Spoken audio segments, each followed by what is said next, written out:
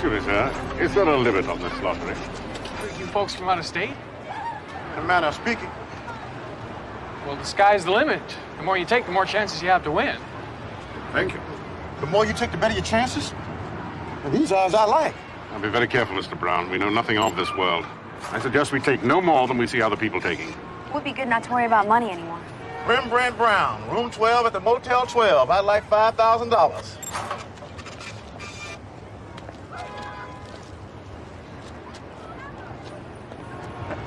There's no such thing as something for nothing, Mr. Brown. That's what I always thought until now. Excuse me. Professor Maximilian Arturo, Motel 12, room 12. $5, please. Thank you. Wade Wells, room 12 at the Motel 12. I'd like $1,000. You got to admire those high rollers. May they rest in peace. Listen to this. According to this magazine, there's only 500 million people on this world. Less than 500 million people in the entire world. Why, that's 10% of the population of our Earth. Yeah, and the population of San Francisco is less than 100,000. Thank you.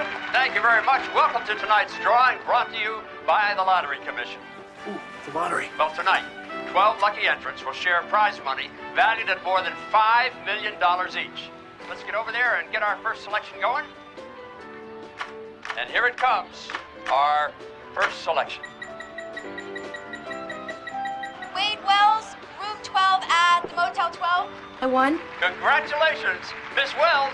Your every wish just come true. I won. I won the lottery. And we'll be right back.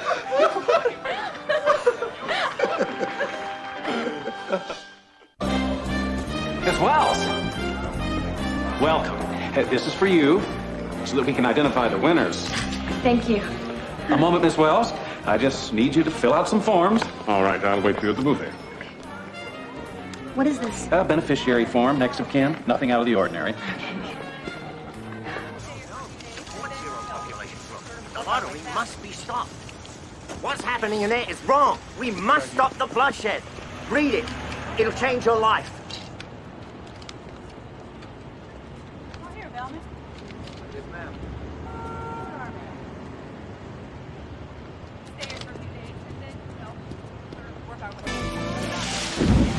You realize what a wonderful world this is? I mean, don't you wake up in the morning and feel grateful that you weren't born on some other godforsaken piece of rock? Frankly, I don't think about it. Well, you should. Trust me, I'm a physicist. I know. There are far worse places than this. The truth is, I'm a hypocrite. Every day I work with lottery winners. Good, decent men and women, making honorable sacrifices for society. I don't see how that makes you a hypocrite. I'm afraid of death. I'm sorry, I don't follow your reasoning. I'm glad you came. There's something wrong here. Professor, you've got to get her out of here. Listen to me. This lottery, it's population control. What? That's what winning means. Tomorrow morning, they're going to kill Wade.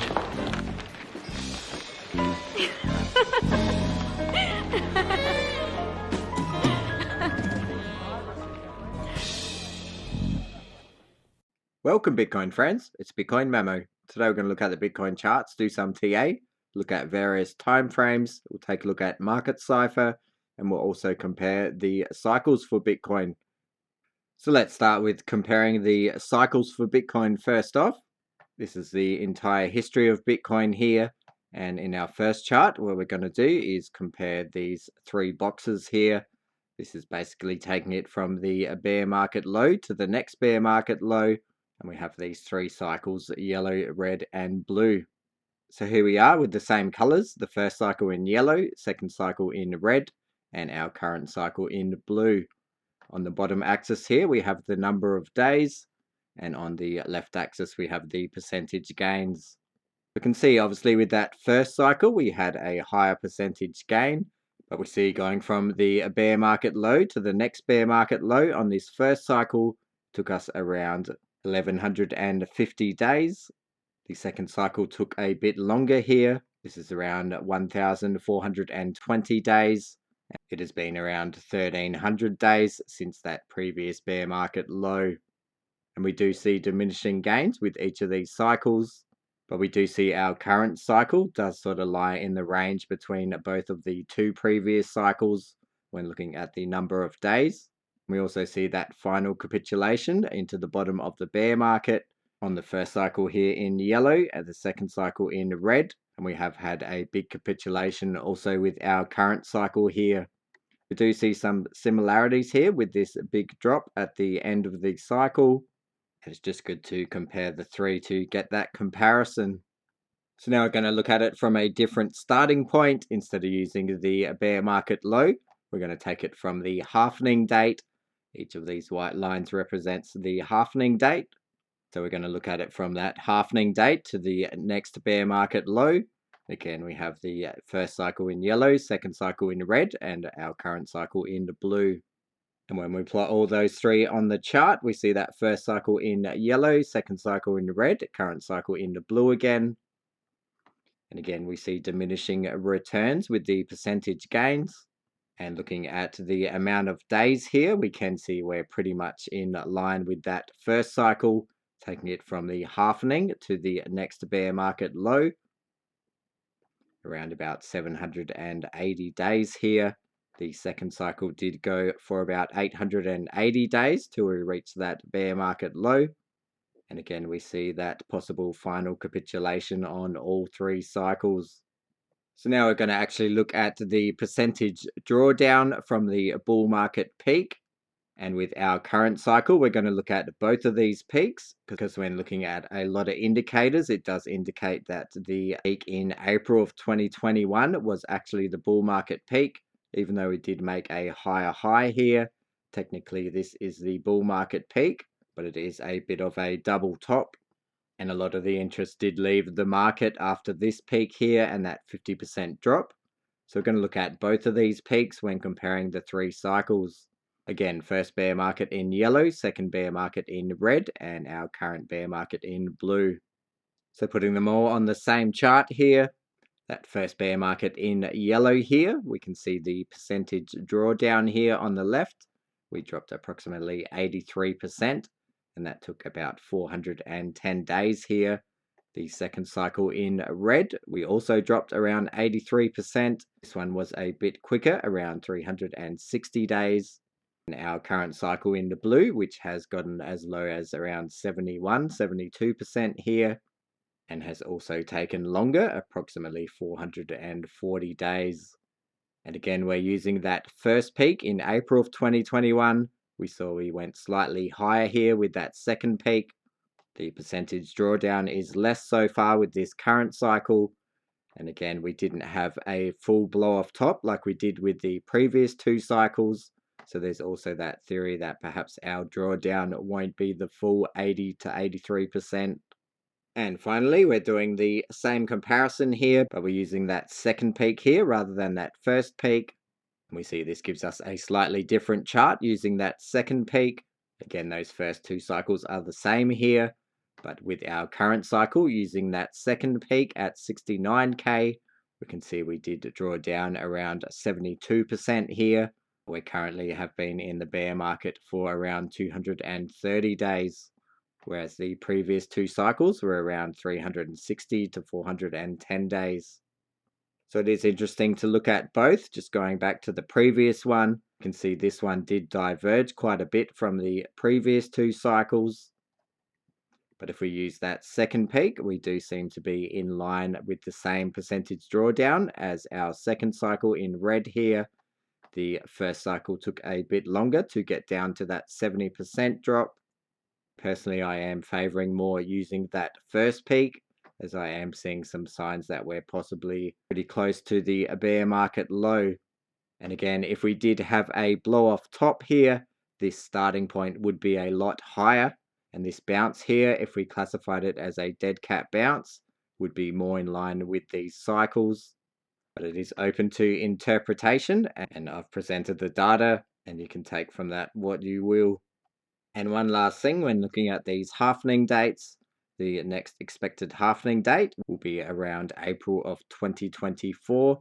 And if we were to look at the number of days here that we bottomed out compared to the next halvening date, you can see with this first bear market low here, it occurred 542 days before the next halvening. With the second bear market low here, it occurred 523 days before the next halvening date. And if we were to look at a similar thing with our current cycle, currently we are around 650 days until the next halvening date. This halvening date isn't cemented, it can change. So there could be a plus or minus 50-day gap on that one. And if we were to take the average here of around 535 days until the halvening to the bear market low, that would put the bear market low around the start of November. And again, we don't have to do the same thing, but it is interesting to compare the different cycles here. And onto the 2-week time frame. We did just open a new 2-week candle this week, but the main thing we're looking at here is the RSI. And we're just looking at the previous cycles with their bear market lows here. And we are watching this key level on the RSI around a 46 reading. And we noticed when we do break this level on the RSI, we do enter that final capitulation into the bottom of the bear market. And once we do reclaim that 46 level, we start the next bull run. We saw that with both of the 2 previous cycles here. And generally, when we break this 46 level on the RSI, we have around a 50% drop into the bottom of the bear market. And just looking where we are currently on the RSI, we can see we're around a 34 reading. And this blue box down the bottom here just marks the range of the previous 2 bear market lows. So we can see we are in that similar range of the bear market lows. And I've also just put these boxes around the areas where we spent time below this level on the RSI. And we can see I've just taken it from the closing price once we did break below that level. In the first cycle here, we saw around a 55% drop. The second cycle, a 42% drop. Our current cycle, we're down 47%. And on the first cycle, we spent 392 days consolidating here around the bottom of the bear market, below that 46 level on the RSI. Second cycle was 147 days, so much shorter amount of time. And currently we've spent 70 days below this level on the RSI. So I am expecting a similar thing. I think we're going to spend time in this box here, as we do need to form a base if this is the bottom of the bear market. And going down to the weekly time frame now, first thing I want to point out here is we do have a couple of weekly order blocks here around 1920k. Just got them marked with these white lines. These order blocks come from a red candle in an uptrend. They're areas of supply and demand. It was a stop in the trend, so there were buyers and sellers here, and time was spent here, and therefore volume. And these order blocks can act as areas of support or resistance. But what I want to point out here is just looking at the VPVR, the amount of volume traded at certain price levels. What we can see here is a massive spike around the area of these order blocks. We actually see the volume here is bigger than all the previous volume spikes at certain price levels. And we'll just zoom in to be able to show you that properly. So just zooming in on that now, we can see those 2 order blocks from both of these red candles. And we see here a massive spike in the VPVR. We are currently above that area. So it shows that a lot of money was trading hands here with buyers and sellers. And it is interesting that the amount of volume that changed hands here is bigger than at any other price level above this level. So this could act as a key area of support, and it is also in line with that weekly order block. We do see we had these wicks down and they have been brought back up, and we have still closed these weekly candles above this area of support. We do also have this falling wedge pattern connecting the all-time high here.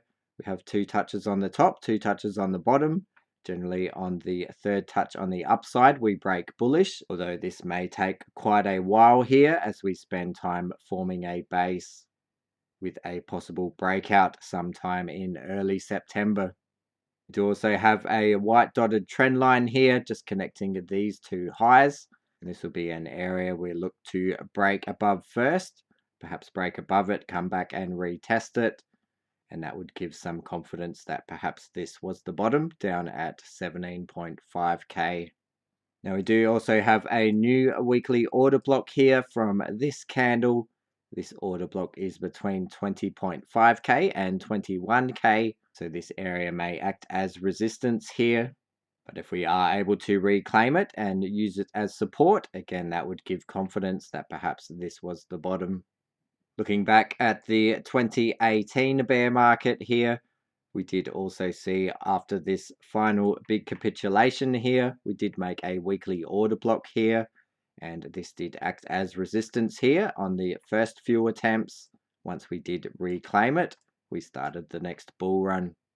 So this could be a key order block to keep an eye on here. Perhaps we spend some time getting resistance, and eventually if we do break it, again, it would give extra confidence that perhaps the bottom is in. And onto the daily chart now for Bitcoin. We do also have a daily order block here, this white line coming from the same area where we have those weekly order blocks. And just zooming in, that's that order block down here at around 18.5k to 18.3k. And we also have an order block from this green candle in a downtrend. That's at 20.4k. We can see this acted as resistance on this push higher. But for the time being, we are making higher lows here. But we do also have the daily EMA ribbon here, which may act as resistance if we do push higher. We can see previously it acted as resistance here as we did try to push higher. So that's something to watch out for. And in the previous video, I think we were somewhere around this area. And I was mentioning we may get some possible bullish divergence. We needed to close lower than the previous low here, looking at the bodies of the candles. But we did push back up higher and close higher here. So there is no bullish divergence on the daily. We see higher lows on the RSI and higher lows on the price action. However, on the Bitcoin futures chart, we did actually have bullish divergence on the daily time frame. However, if we look on the 2-day time frame here, we saw that we did make lower lows on the price action while making higher lows on the RSI. Only just slightly here, but this is bullish divergence on the 2-day time frame. So we could see a bit of follow through here, perhaps coming into that daily EMA ribbon and then maybe getting some resistance there. But let's just take a look at the Bitcoin futures chart on CME now. We were watching this gap that was formed from way back at the end of 2020. We did mention previously that I think we're going to come down and fill that gap. And we pretty much filled that gap. We did come down, and an attempted fill is good enough for me, especially when most of it gets filled like that. And we did see a bounce out of this gap area. And just looking at the RSI, we can see, as mentioned, we did make bullish divergence on the futures chart on the daily time frame. We see higher lows on the RSI while making lower lows on the price action, looking at the bodies of the candles. We do see the stochastic RSI coming up here. We did get above this 20 level, so perhaps there's a bit more to go on this move to the upside. But let's look at the previous times that we were at 20k here. Obviously at the previous all-time high in the 2017 bull run, and also on the way up in our current cycle here. So we're just going to compare our current price action levels with first this area and then this area back at the end of 2017 to look at some key levels. So first we're going to look at this area and our current price action. This is on the 3-day time frame on both charts. This is the end of 2020 as we were going up in that bull run. I've just marked out the bodies of the 3-day candles here. We do have a 3-day order block here around 18.6 to 18.7k. And this is our current price action on the right. We can see we have wicked down twice here into this area, but we haven't closed a 3-day candle below the tops of these candles yet. So for the time being, this area is acting as support. And also this order block has acted as support as we have wicked into it. And the top of the bodies of these candles is at 19,178.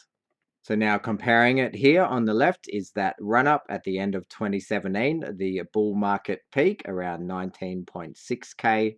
And again, this is the 3-day time frame. We also have a 3-day order block here and here. This one is at 16.6k. This one's all the way down at 15k.